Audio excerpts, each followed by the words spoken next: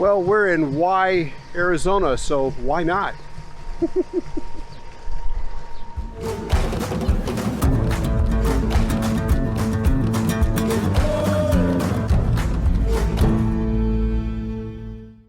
On the res now.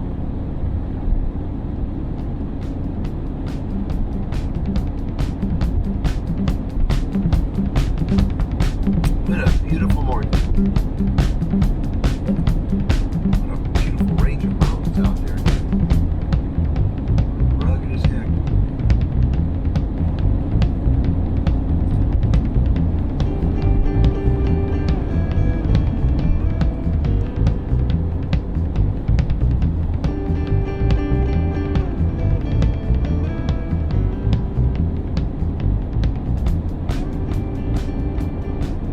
Well, we left Oregon Pipe Cactus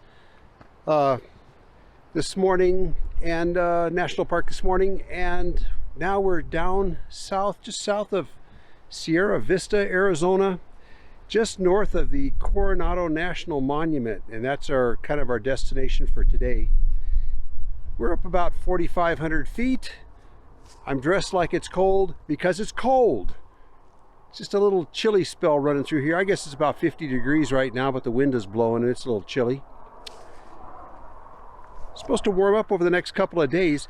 You know, this is the first time in my life that I've been down in an area where the conquistadors came through. Coronado and Estes and all those that made their way through these areas. You know, we're talking, it goes back, you know, the 1500s, I think. That's a long time ago. Piece of our history we don't think too much about. And how did they bring all those horses over to the Americas? Did they bring them all over aboard ship? Or did they kind of bring a few over and raise them in South America and then start their exploration? You know, I don't know, but it sure is interesting, and I'm going to find out. But yeah, right now it's chilly. The next day or two it's supposed to get back up into the 80s, and I'm looking forward to that. Beautiful area though. Give you a little peek here.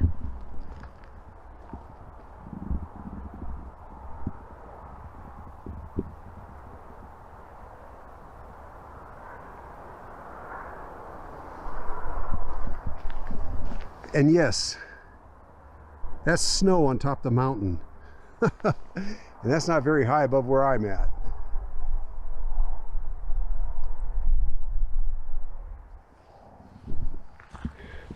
You know, a couple days ago we spent 2 nights at the Oregon Pipe Cactus National Monument and stayed at a really nice campground they had. But one of the most interesting things was seeing how everybody travels. Not that I haven't seen before, but there was a lot of outfits in there. You know, other parts of the United States they call that rigs, but in Montana it's always called an outfit. One of those colloquialisms.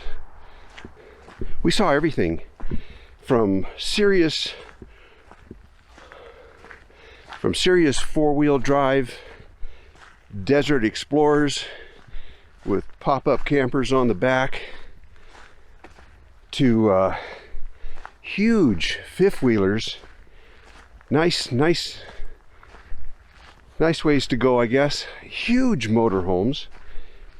To a Lexus hybrid pulling about a 17 or 18 foot camp trailer with every bell and whistle on it you could imagine. I don't know how they would go up hills, but I don't know, they looked like they were having fun. Everything, every kind of a trailer you could imagine was in there.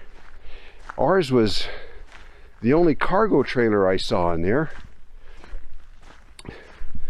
Not that there weren't others. There were people in their vans, you know, visiting and traveling in their vans. But it was interesting just walking around and looking how everybody decides to do this. There's so many different ways. And you got to try it to see if you like it. We really love the way we go. It's so simple, that little trailer, but it's not for everybody. Well, hot coffee sounds pretty nice, so I'm going to go back and brew some up.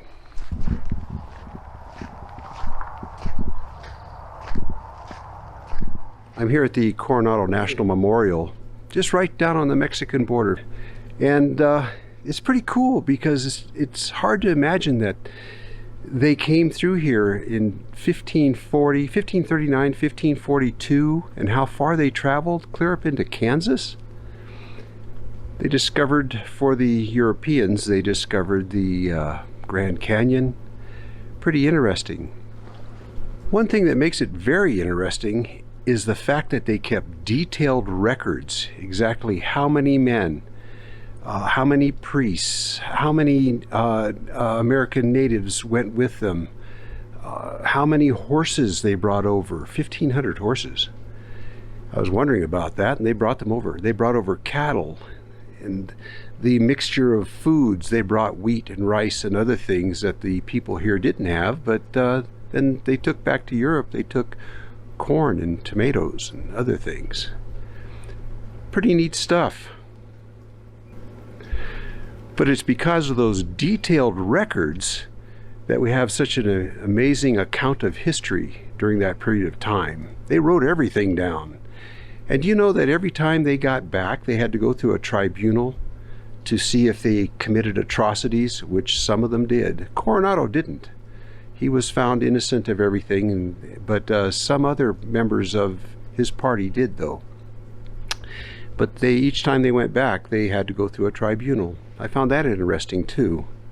And here, past the Coronado Memorial, is the Coronado National Forest. So when you drive through here, the road up beyond, there is dispersed camping up in there. Now, I'm not driving up in there, but when you get down here, you can camp in the National Forest. Anyways, this has been pretty cool stuff. Now Linda and I are going to go seek out some warmer weather. We're up over 5,000 feet here and the snow is right here. I didn't come down from Montana for this. See you later. Yeah, we're in Tombstone. It's pretty touristy, but if you stop and remind yourself that history actually took place here, it can be kind of interesting. Shoot 'em up. Well, I have to admit that at this point, Linda and I were a little disappointed. I mean, it seemed to us like we were walking into a Disney theme park or something rather than a historical place like Tombstone. Yes, the streets were lined with shops and everything, and it just didn't have a very good feel to it. But you know, those shops were actually the kind of shops that you would expect to see there. There was places where you could buy firearms. There was a great cigar store. There was decent restaurants where you could relax. There was clothing stores where you could buy Western clothing. And they belonged there, and people would expect to see that. But we were a little disappointed when we first got there. But later that evening, we thought about it, and we decided to go back the next day and dig into the real history of Tombstone. Well, this would be a lot nicer if it was warm out, but it's been rainy and cold. You notice I'm still wearing my coat, and this is like 3 o'clock in the afternoon.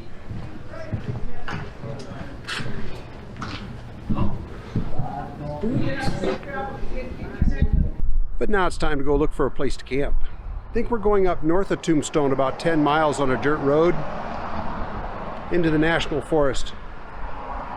We'll see what that looks like.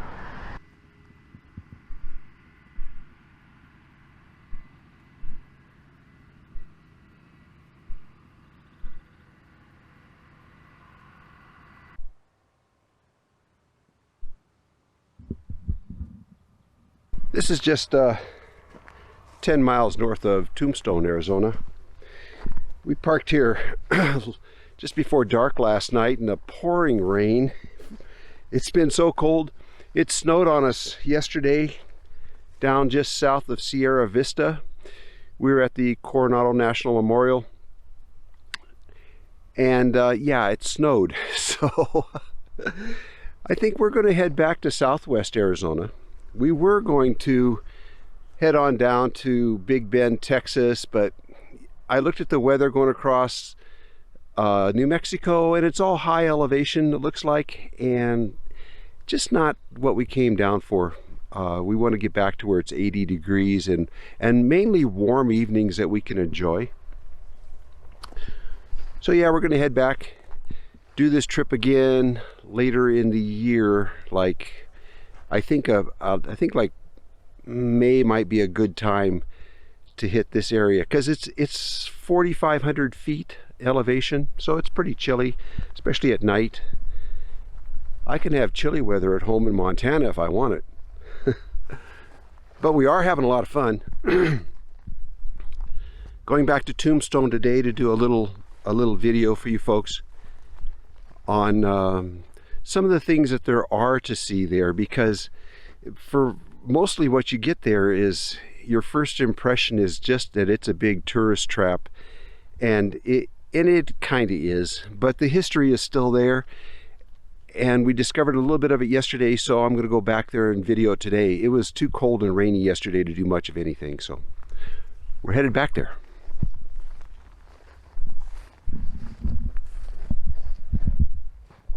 Just to the left of Linda there is the actual lot where the gunfight took place.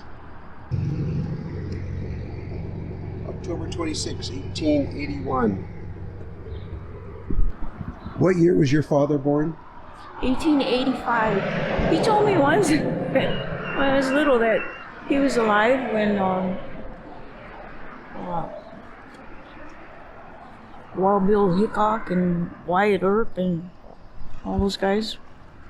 He said he was alive when they were alive, and I says, nah. But he was born in 1885, so he was. So part of the interesting thing about Tombstone, if you get out of the touristy area, is things like this building right here. Now this building was built in 1879. So you see, when the gunfight took place, this building was standing here, probably getting shot full of holes. They're really good shots, though. Well, I'm sure the Earps didn't miss, and Doc Holliday, they were all good shots. But those cowboys probably shot that building full of holes. Another original building, dated 1878.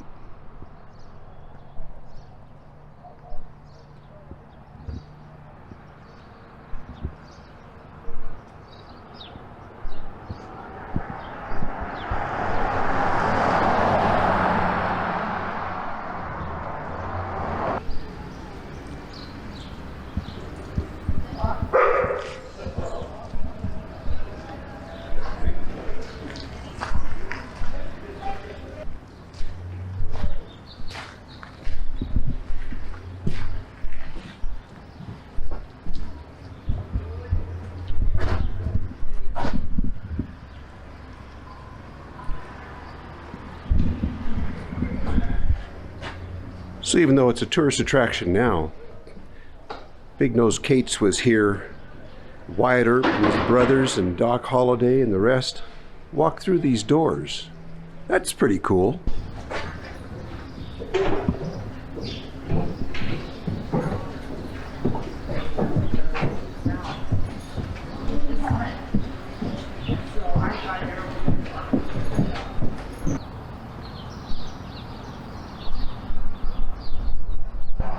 Tombstone Epitaph was founded by John Clum, 1880, so it was here when Earp was here. The name Tombstone came from one of the original miners that came out to this area, and he was told, the only thing you're going to find out there is your own tombstone. Well, what he found was a very profitable silver mine here in this area, and they decided to call it the Tombstone Mine. And then the town of Tombstone got its name. At one time there was 10,000 people living here. This was a bustling little town, and that's the town that Earp was trying to keep law and order in.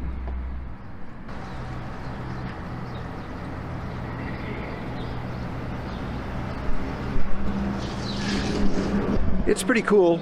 It's a free museum. You go in there and they've got printing presses, going back to that era, and they show you exactly how the work was done. I liked it. It's early in the morning. Most of these places are closed now, and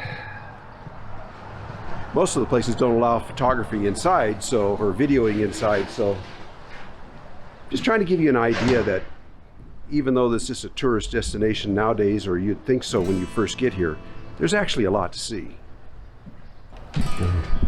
One of the locals up here sitting on the bench. Senorita, you come here often? All the time.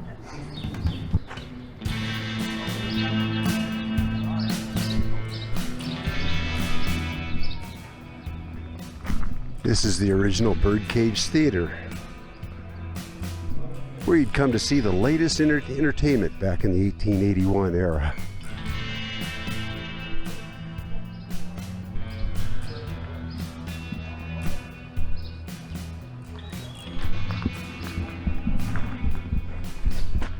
They brought in acts from as far away as San Francisco.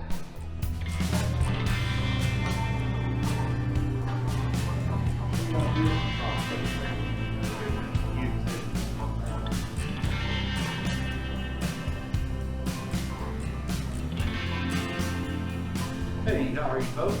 Good morning, how are you? Doing good. So the Birdcage was also a gambling hall, house of ill repute, and a saloon. And it's pretty interesting in there, right down to how many bullet holes in the wall, Linda? It's like 26 bullet holes in the wall. Anyways, pretty interesting place. My favorite place here so far.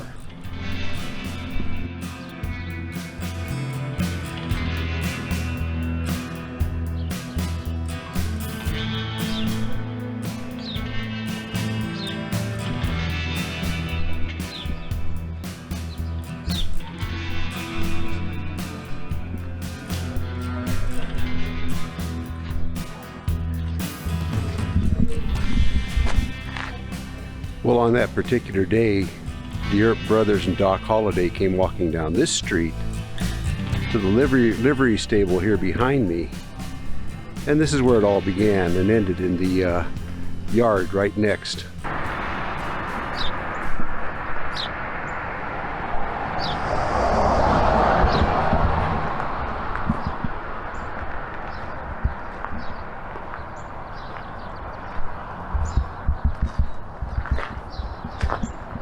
Well, here's your chance to own some of Tombstone's history. This is the house where Pete Spence lived. Pete Spence is believed to have been the one who killed Morgan Earp. And he was part of the cowboy bunch here in Tombstone that was causing so much trouble for the Earp brothers back then. Pete Spence also went on to spend time in the Yuma Territorial Prison. He was known as a real bad guy. Anyways, this is his house. You can own it. Well, Linda and I ended up having a nice time here in Tombstone. And I hope you enjoyed this part of the video also. There's a lot to be seen here, a lot of history to be learned. I got a kick out of it. Hey, we'll see you down the road.